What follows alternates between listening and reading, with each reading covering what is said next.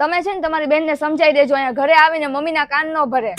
અરે પણ હવે એને હું કર્યું? ઈ મમ્મીને દર વખતે એમ કહે છે કે મારામાં વહુ જેવા લક્ષણ નથી. એવું કીધું? હાલ હું વાત કરું.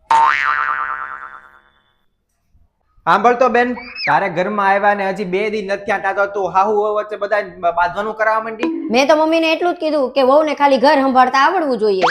અરે પણ એમ કાંઈ તું બોલ એટલે કેવું લાગે દીદી પછી તમે તો મમ્મીને એમ કીધું હતું ને કે મારામાં વહુ જેવા એકેય લક્ષણ નથી. અરે પણ નાની નાની બધી વાત કઈ પતિને ન કહેવાની હોય. બધી વાત પતિને ન કહેવાની હોય ભાભી. તો પણ કોને કહું? આખો દિવસ તો તમે બીમારી પાછળ હાથ ધોઈને પડ્યા હો છો. હાજી વાત છે લે, પણ કોકને તો કે જ ને પછી મમ્મી, એમ કાંઈ થોડું હાલે કઈ. તું કહેતી હતી ને એ વાત સાચી છે મમ્મી.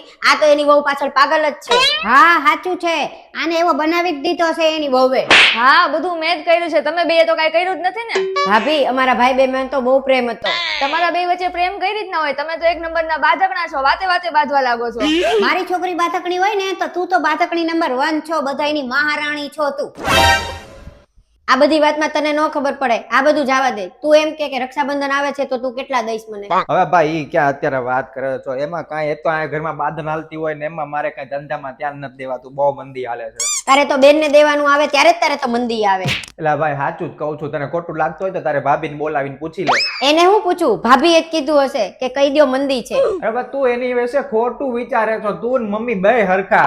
એને તો બિચારી એમ કીધું તું કે તમ તારે આપવું એટલું આપી દેજો એમ, પણ મેં કીધું કે હમણાં મંદી છે ને હમણાં નહીં, પછી વાત. તું ખોટા વખાણ કરમાં. મને મમ્મીએ બધી વાત કરી છે. મને હું નહીં કરતી હોય વાત, મને બધી ખબર જ છે ભાભી કેવી છે. તું ખોટું વિચાર્યો છો એની વિશે, થોડાક હારા વિચાર કર, કઈક હારું તો વિચારો. હું કામ વિચાર બદલું મારા? જેમ કે ભાભી મને પસંદ જ નથી. એ તો નો જ ગમે ને. હવે તમે એની યાર બોલો જ નહીં તો ક્યાંથી ગમે? તમે એની યાર વાતચીત કરો, કઈક એને પૂછો. આ નવી નવી ઘરમાં આવી હોય એટલે તમે તો આમ જાણે એમ કહો કે આ કઈક અજાણ્યું વ્યક્તિ આવી ગયું હોય તો પછી ક્યાંથી ગમે? દીદી તમે અહીંયા બેઠા છો, હું તમારા માટે ડ્રેસ લાવી.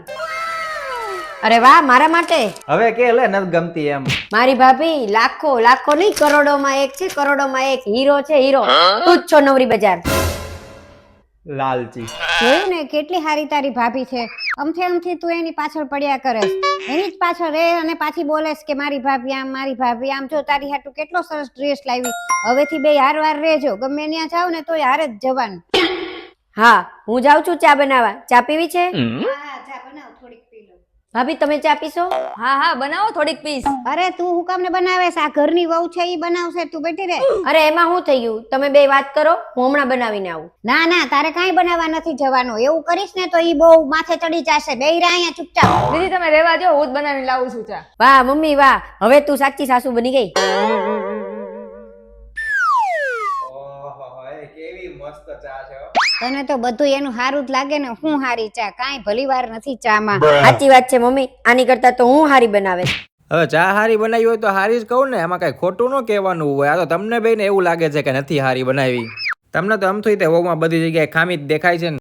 અને સાચું તો શું છે કે મમ્મી તમે બે હારી નથી બનાવતા ચા.